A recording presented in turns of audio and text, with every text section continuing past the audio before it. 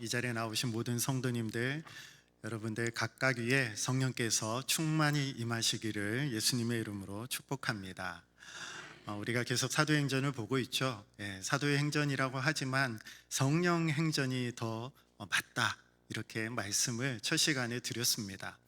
오늘 우리가 함께 본 사도행전 2장은 정말 성령께서 강림하셨고 이로 말미암아 새로운 시대가 시작되었음을 알리는 이 베드로의 첫 번째 설교가 오늘 본문의 내용입니다. 오순절 아침에 예루살렘의 각지에서 모여든 사람들이 있었죠. 경건한 유대인들이 모였습니다. 그런데 갑자기 제자들이 여러 나라 말로, 방언으로 하나님 나라의 큰 일을 말하기 시작한 것을 듣죠. 그래서 깜짝 놀랍니다. 도대체 이게 무슨 일이냐, 어떻게 이런 일이 일어날 수 있냐. 그러자 어떤 사람들은 이렇게 조롱하며 말을 하죠. 야, 이들이 술에 취했다, 술에 취해서 한 말이다, 이렇게 말을 하고 있을 그때에 이 베드로가 11사도와 함께 일어서서 입을 열고 말하기 시작합니다. 지금 시간이 이 유대 시간으로 제3시, 우리 시간으로 하면 오전 9시입니다. 오전 9시밖에 되지 않았는데 우리가 술 취한 것 아니다 라면서 말을 시작하죠. 그리고 이 사람들을 향해서 설교를 시작합니다. 사도행전에 기록된 첫 번째 설교입니다. 우리가 살펴볼 설교의 이 핵심은 성령께서 강림하셨다라는 것, 그리고 이 성령의 강림하심이 이 새 시대가 시작되었음을 알리는 그런 강력한 증거라는 것을 오늘 이 베드로의 설교를 통해서 우리가 함께 살펴볼 수 있습니다.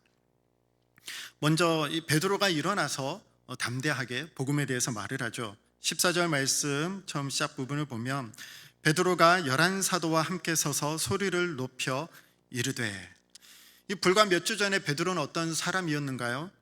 예수님을 모른다고 3번이나 부인을 하였죠. 그런데 베드로가 담대하게, 두려움도 전혀 없이, 심지어 유대인들의 죄를 정면으로 지적하면서 담대하게 복음에 대해서 설교를 합니다. 이것을 가능하게 한 것은 예수님의 찾아오시는 은혜, 그리고 오순절 성령 강림을 통한 이 성령의 역사 때문이었죠. 부활하신 예수님은 베드로를 찾아오셨습니다. 그리고 그가 3번 부인했던 것에 맞추어서 3번 내가 나를 사랑하느냐 물으시고 그 사랑을 고백하게 하시고 또 내 양을 치라며 이 베드로에게 사명을 회복시켜 주셨습니다. 이 예수님의 요한의 아들 시몬아, 내가 나를 사랑하느냐, 이 질문 속에는 정죄가 아니라 회복이 있었고, 포기가 아니라 다시 재신임해 준, 새롭게 세워주신 그러한 말씀이었죠. 우리는 스스로 생각한 것보다 더 깊은 죄성을 가진 존재입니다. 그러나 동시에 우리가 기대한 것보다 훨씬 더 깊은 은혜와 사랑을 받고 살아가는 사람들이 바로 저와 여러분입니다. 베드로는 이 자신의 실패가 얼마나 큰 잘못이었는지 알았기 때문에 찾아오신 예수님의 은혜 또한 얼마나 큰지 알았습니다. 그리고 이렇게 은혜 받은 사람이 그 은혜를 담대하게 전할 수 있는 것이죠. 이 베드로의 이야기, 우리 모두의 이야기와도 같습니다.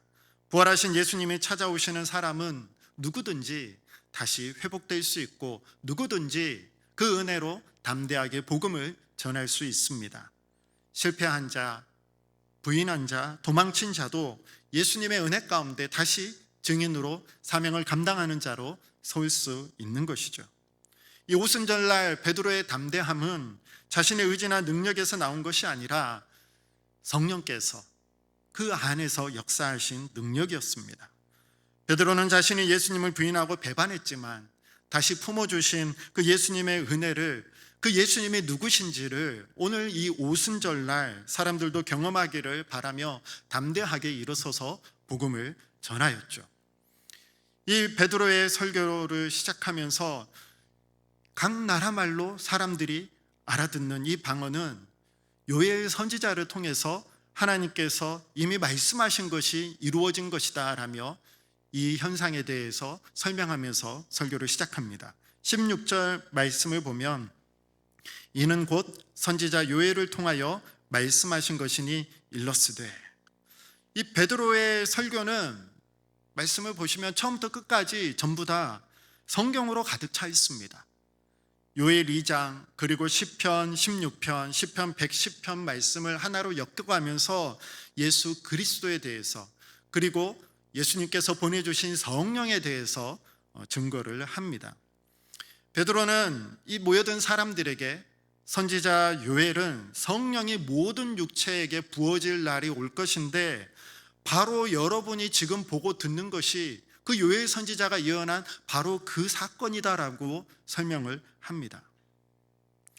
그런데 베드로는 이 요엘 말씀을 인용하면서 표현 하나를 바꾸어서 인용을 합니다. 요엘서 2장 28절을 보면 그 후에 내가 내 영을 만민에게 부어주리니 이렇게 시작을 합니다. 그런데 오늘 본문을 보면은 17절에 베드로는 뭐라고 말하나요? 그 후에를 말세에 내가 내 영을 모든 육체에 부어주리니 하고 말을 하고 있죠. 그 후에가 말세로. 이것은 단순한 실수가 아니라 이 성령의 감동 가운데 이루어진 의도적인 선언입니다. 이 요엘 선지자가 말한 그 후에는 이 막연히 언젠가 이루어질 그때를 말하는 것이 아닙니다. 언젠가 나중에 어떻게 되겠지가 아니라 이 구약에서의 마지막 날은 선지자들이 그렇게 예언하면서 간절히 기다렸던 날이죠.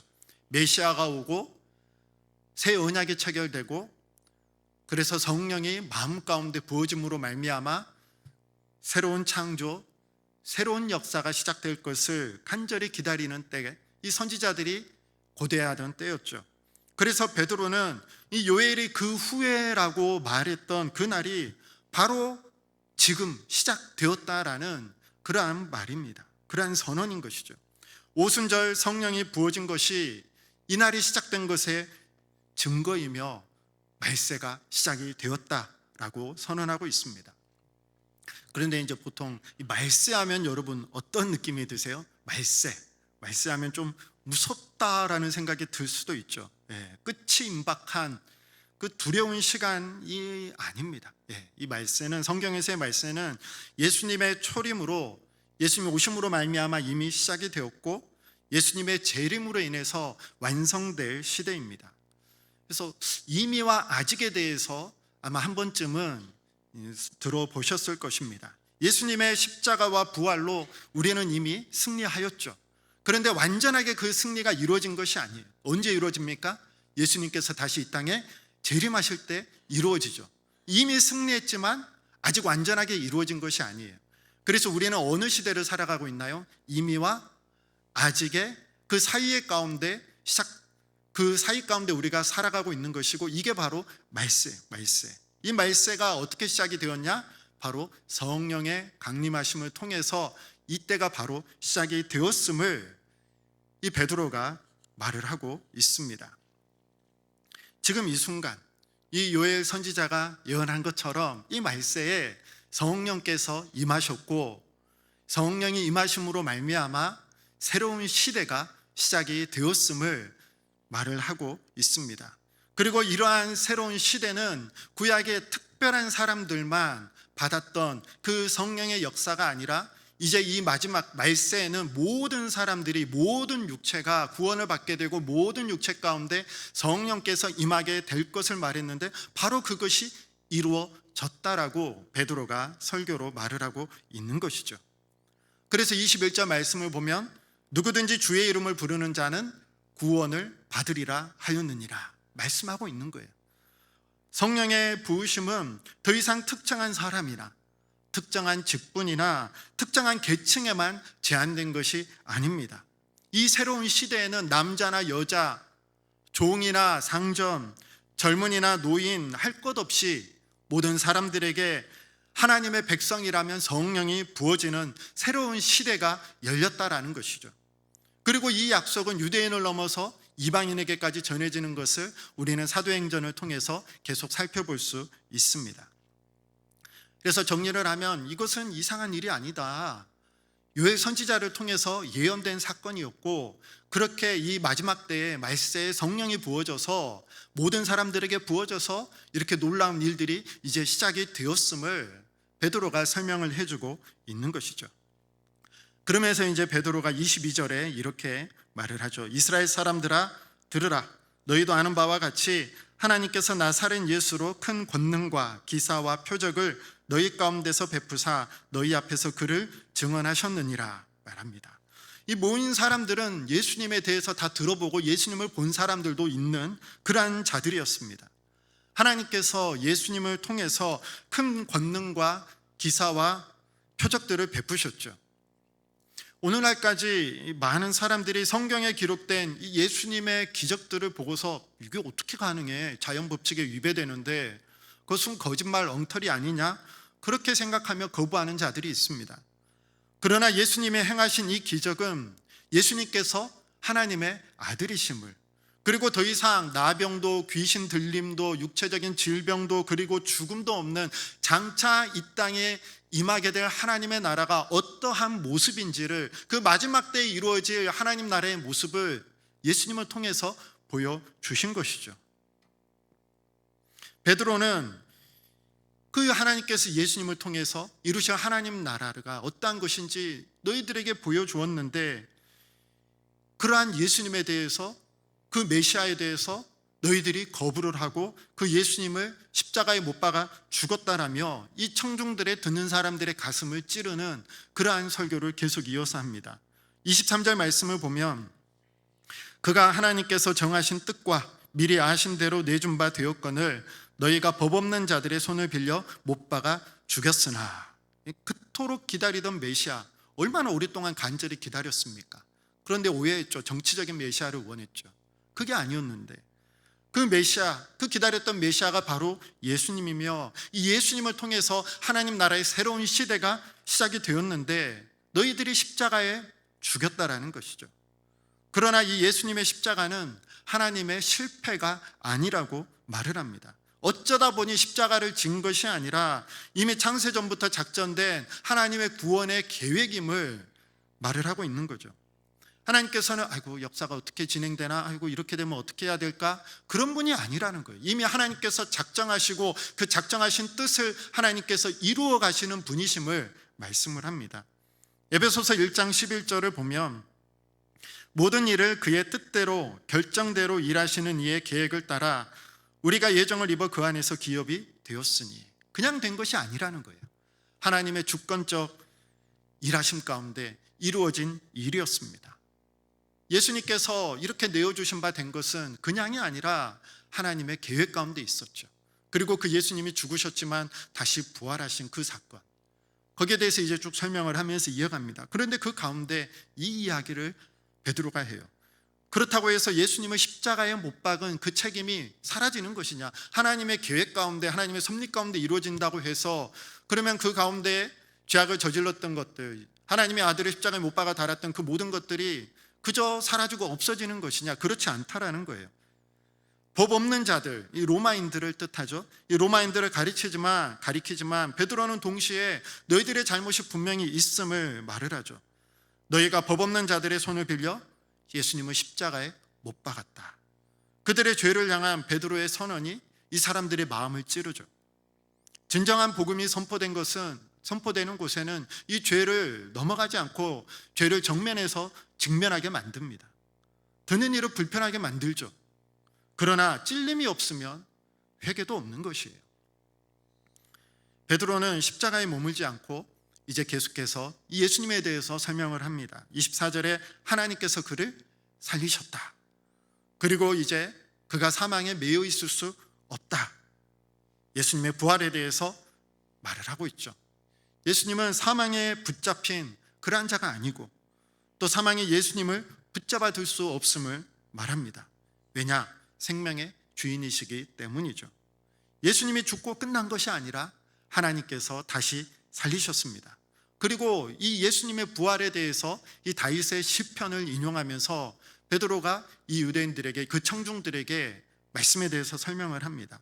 베드로는 시편 16편 말씀으로 설교를 이어가죠. 구약의 말씀들이 여러 차례 인용이 되어 있어요. 27절 말씀을 보면 이는 내 영혼을 음부에 버리지 아니하시며 주의 거룩한 자로 썩음을 당하지 않게 하실 것이미로다. 언뜻 보면 다윗의 다윗 자신의 이야기 같지만 베드로는 그렇지 않음을 말을 하죠. 이미 다윗이 너희 중에 죽어서 그 무덤이 이 성 안에 있지 않냐라고 설명을 해줍니다. 이것은 다윗에 대한 것이 아니라 부활하신 예수님에 대해 다윗이 말한 것이다라고 베드로가 설교를 하죠. 그러면서 이어서 30절과 31절 말씀을 다시 보면, 그는 선지자라 하나님이 이미 맹세하사 그 자손 중에서 한 사람을 그 위에 앉게 하리라 하심을 알고 미리 본고로 그리스도의 부활을 말하되 그가 음부의 버림이 되지 않고 그의 육신이 썩음을 당하지 아니하시리라 하더니, 이 다윗은 선지자예요. 선지자로서 자신의 자손 가운데 메시아가 나오게 될 것을 이미 알고 미리 앞을 내다보고 이러한 예언을 한 것이다 라고 베드로가 설명을 해줍니다. 그러면서 이 예언이 누구에게? 바로 예수님에게 그대로 성취되고 이루어졌음을 설교를 하고 있는 것이죠. 그래서 이 시편 16편을 인용한 이 말씀은 단순한 다윗의 개인적인 소망이나 바람을 이야기한 것이 아니에요. 다윗의 자손으로 오실 이 메시아는 음부에 버려지지 않고 육신이 썩음을 당하지 않게 되고 하나님께서 다시 살리게 될 것을 이 다윗이 선지자로서 예언을 하였고, 그것이 바로 이 시편 말씀이다라고 모인 사람들에게 베드로가 담대하게 설교하고 있는 것입니다.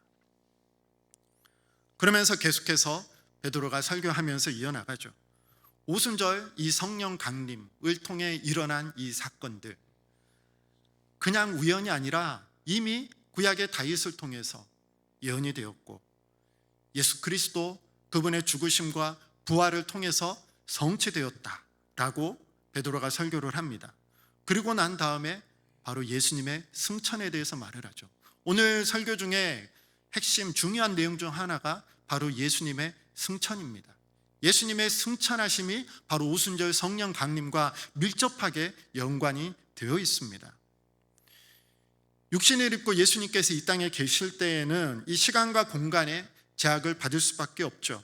그러나 예수님께서 부활하시고 하늘에 승천하신 다음에 성령을 보내시면 이 성령께서는 시간과 장소의 구애를 받지 않고 모든 믿는 성도들에게, 또 우리 각 사람에게, 그리고 전 세계 있는 모든 교회 가운데, 믿음의 공동체 가운데 성령께서 영원토록 함께 하십니다.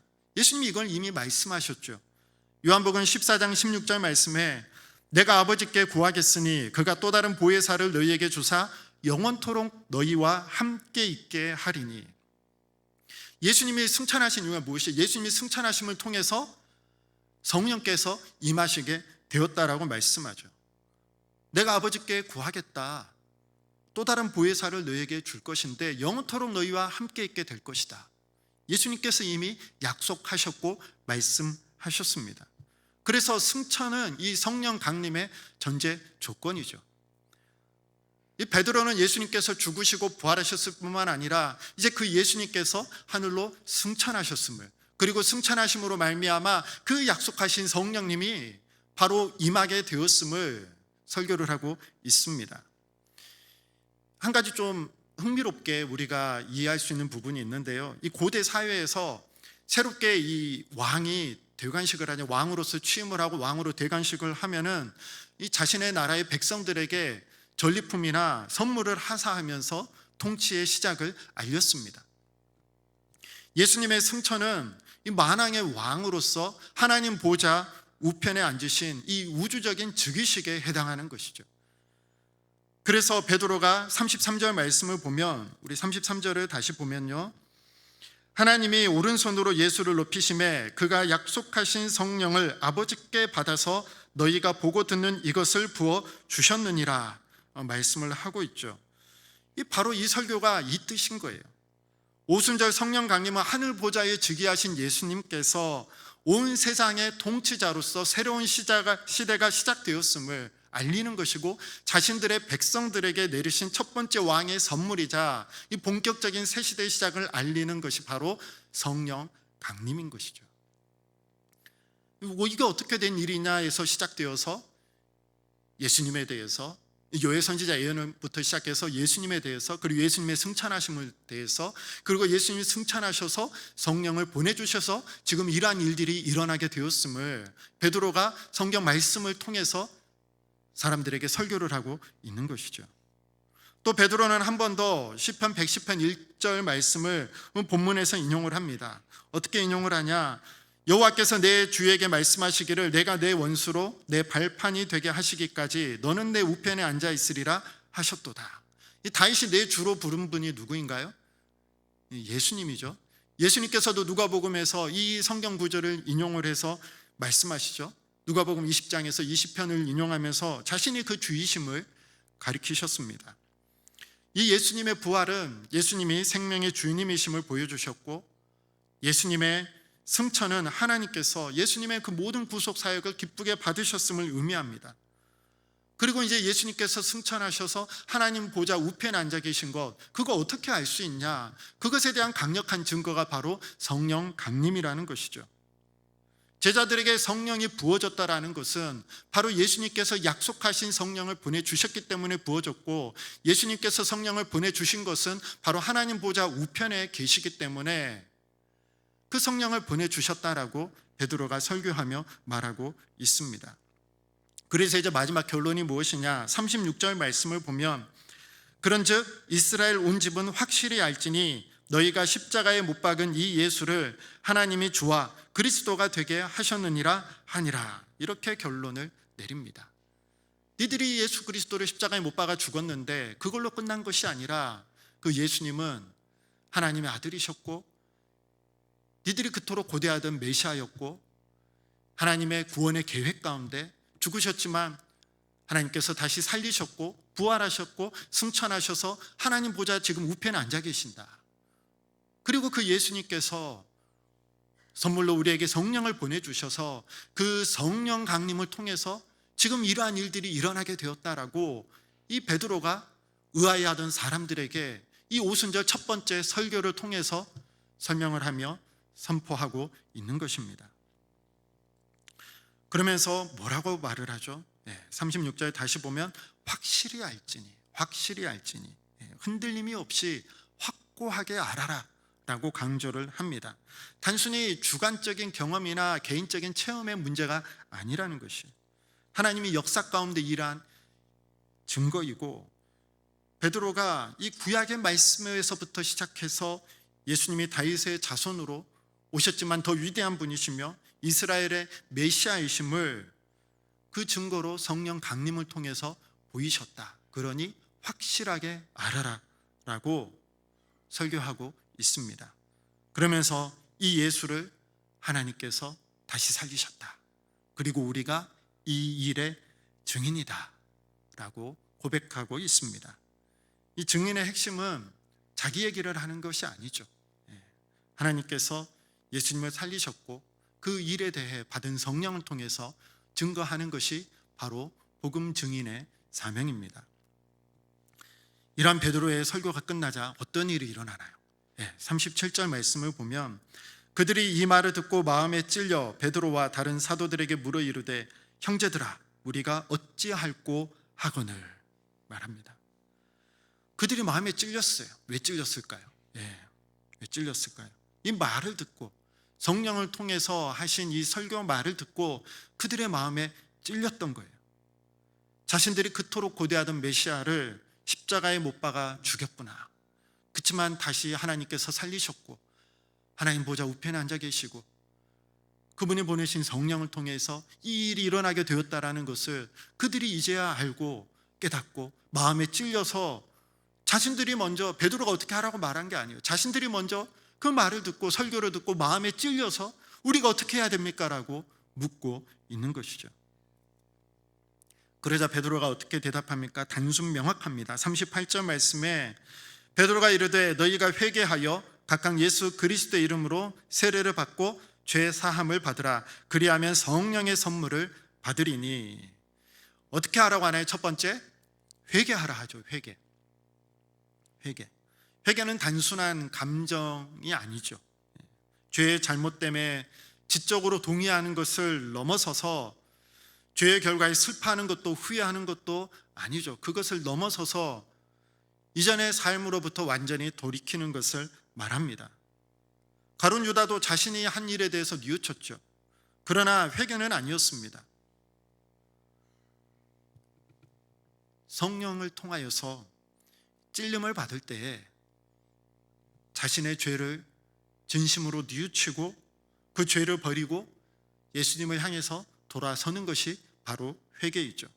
회개하라 말을 합니다. 회개하고 그 다음에 예수 그리스도의 이름으로 세례를 받으라 말하죠. 이 세례는 세례 자체가 죄를 씻는 능력을 가진 것은 아닙니다.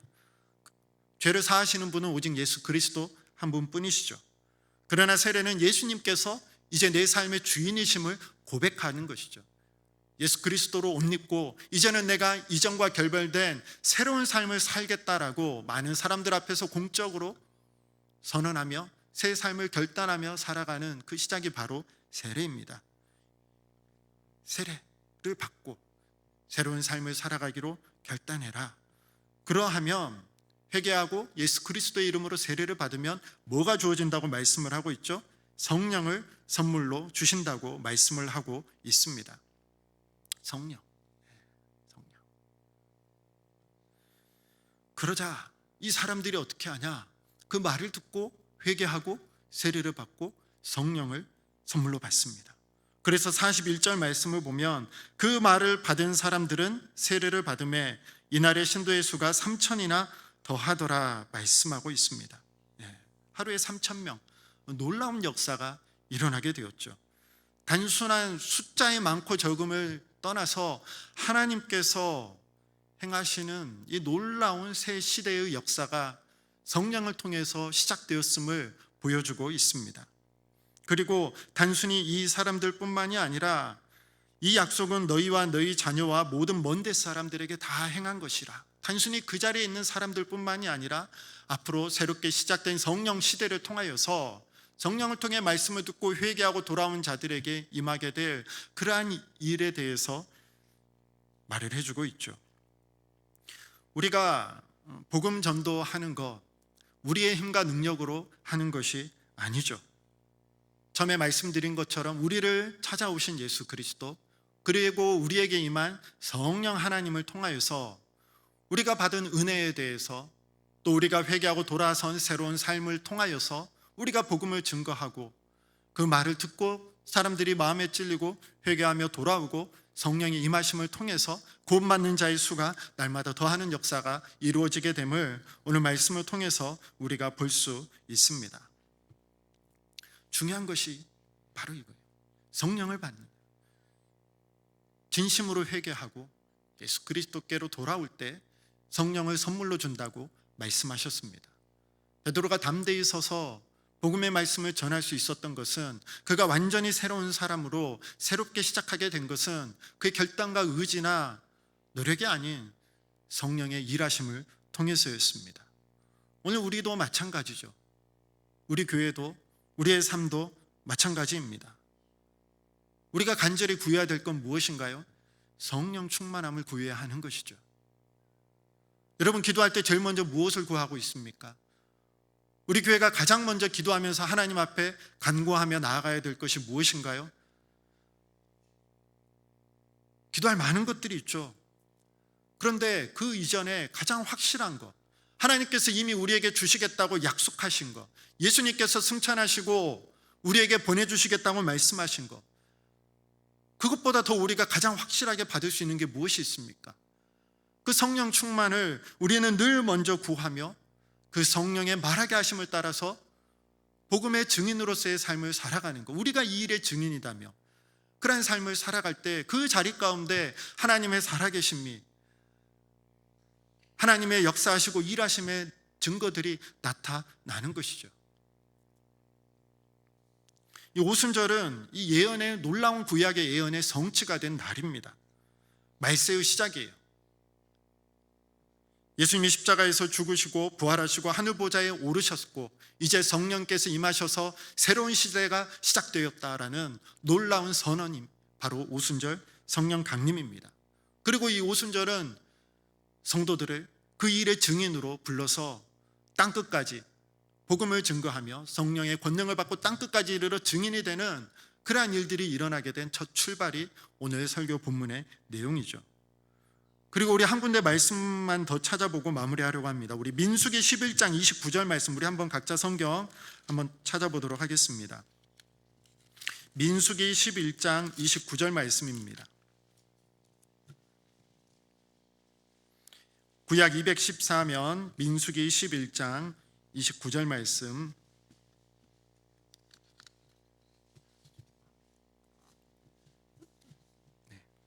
우리 한번 같이 읽겠습니다. 시작. 모세가 그에게 이르되 내가 나를 두고 시기하느냐, 여호와께서 그의 영을 그의 모든 백성에게 주사 다 선지자가 되게 하시기를 원하노라. 아멘.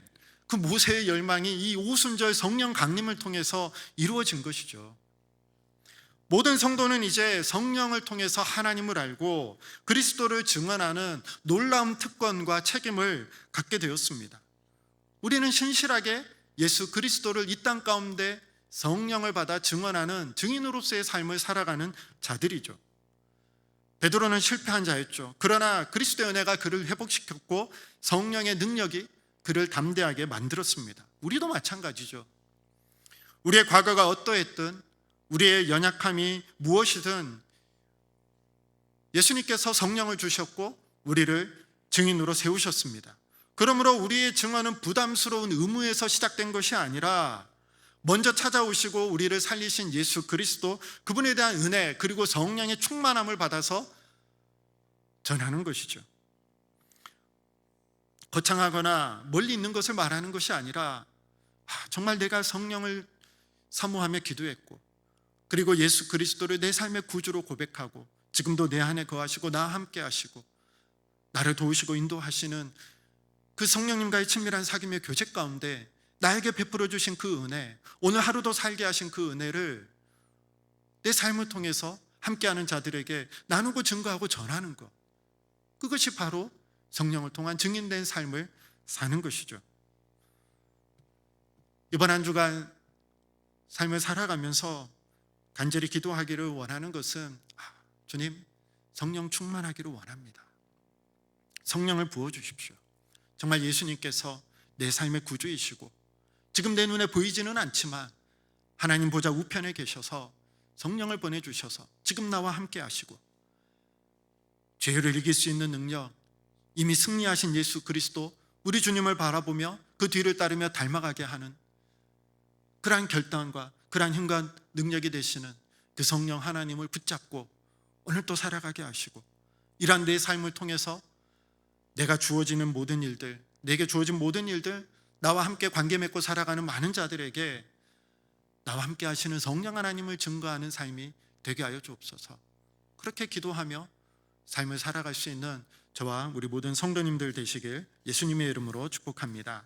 시간 우리 함께 말씀을 생각하면서 기도하겠습니다. 다른 무엇보다 성령 하나님을 구하며 기도하기를 원합니다.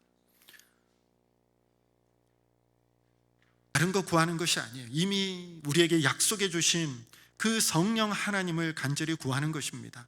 주시겠다 말씀해 주셨어요. 구하면 됩니다. 구하는 자들에게, 회개하고 예수 그리스도의 이름으로 세례를 받는 자들에게 성령을 선물로 주시겠다고 말씀하셨습니다. 이 성령 강림으로 말미암아 새로운 시대가 열렸고 남녀노소로 분론하고 주의 이름을 부르는 모든 자가 구원을 얻는 은혜의 문이 활짝 열렸습니다. 오순절 다락방에 임하셨던 그 성령 하나님, 우리 동산교회 가운데 우리 각 사람 가운데 충만히 임하셔서 성령의 놀라운 능력 역사를 통하여서 하나님의 살아계심을 증거하며 전하며 예수 그리스도의 그 복음을 담대히 말하는 우리의 삶이 되게 해달라고 이 시간 함께 기도하며 나아가겠습니다. 기도합니다. 참 좋으신 아버지 하나님, 이 시간 베드로의 설교를 통하여서 말씀하여 주시니 참으로 감사합니다. 우리에게 약속해 주신, 우리 주님께서 승천하신 다음 보내겠다 약속해 주신 그 성령 하나님을 우리에게 보내주시고 그 성령을 통하여서 예수님을 내 삶의 구주로 고백하며 예수님의 부활과 승천과 다시 오심을 소망하며 믿음으로 기다리게 하시니 참으로 감사합니다. 아버지 하나님, 베드로가 담대히 외쳤던 것처럼 우리도 성령의 충만함을 받아 담대히 주님의 부활과 주님의 다시 오심을 기다리며 소망하며 증거하는 삶을 살아가게 하여 주시옵소서. 성령 하나님, 우리 가운데 충만히 임하여 주시사 연약한 것, 죄의 유혹에 쓰러지고 넘어졌던 모든 것들 가운데 우리를 다시 일으켜 세워 주시옵시고, 우리 주님 예수 그리스도를 닮아가며 주님의 부활과 주님의 승천과 다시 오심을 담대히 증거하는 삶을 살아가게 하여 주시옵소서. 이미 승리하신 예수님, 그 주님의 승리가 우리의 승리가 됨을 믿습니다. 그 주님의 승리하심을 따라서 우리의 삶의 모든 자리에 죄와 싸워 승리하며 이기게 하시고, 사망 권세 이기시고 부활하신 예수 그리스도, 우리 주님을 힘있게 증거하는 생명의 공동체, 우리 동산교회 되게 하여 주시옵소서. 아버지 하나님, 오늘 또 삶을 살아갑니다. 우리 각자의 삶의 자리 가운데 성령 하나님 충만히 임하여 주시사 정말 하나님의 도우심과 함께 하심과 성령의 능력을 삶의 자리마다 경험하게 하시고, 정말 내 삶을 도우시고 붙드시고 새롭게 하시고 새 시대를 살아가게 하시는 그 성령의 능력을 경험하며 그 주님을 자랑하며 높이며 삶을 통하여서 간증하며 나아가는 우리 모든 동산의 성도들의 삶이 될 수 있도록 주님 친히 도우시고 붙드시고 함께하여 주시옵소서. 온 만물의 통치자요 만왕의 왕 되신 예수 그리스도, 우리 주님의 이름을 높여드립니다. 지금도 살아서 역사하시며 하나님 보좌 우편에 앉아 계시고 우리를 위하여서 중보하며 가시는 그 예수 그리스도, 우리 주님의 이름을 찬양합니다. 그 주님께서 보내주신 성령 하나님, 약속대로 우리 가운데 친히 임하셔서 우리 가운데 거하여 주시고 우리를 새로운 사람으로 살게 하시며 하나님 기뻐하시는 삶을 이 땅 가운데 살아가게 하시니 참으로 감사합니다. 모든 죄의 유혹 가운데 시험 가운데 승리케 하시고 부활하시고 승리자 되신 예수 그리스도, 우리 주님을 담대히 증거하는 삶을 살아가게 하여 주옵소서. 모든 거짓된 것과 죄악된 습관과 중독과 더러운 탐욕들을 성령 하나님의 도우심 가운데 이기게 하시고, 승리하신 주님이 우리의 승리자가 되심을 선포하며 우리의 삶을 통하여서 그 주님을 자랑하고 높이며 간증하는 삶을 살게 하여 주시옵소서. 하나님 아버지, 우리의 삶에 정말 중요한 건 무엇입니까? 세상에 있어야 될 그 무엇보다도 먼저 성령 충만함을 구하게 하시고, 성령의 충만함을 받아 우리에게 약속하시고 우리를 통해 이루실 그 하나님의 일들을 담대히 증거하며 말하는 삶이 되게 하여 주옵소서. 이러한 증인된 삶을 통하여서 구원받는 자가 날마다 더하게 하시고, 더욱더 하나님의 말씀이 흥황하여 세력을 얻는 놀라운 역사가 우리의 동산교회 가운데 다시 새롭게 부어지는 은혜의 역사가 시작되게 하여 주옵소서. 예수님의 이름으로 기도합니다. 아멘.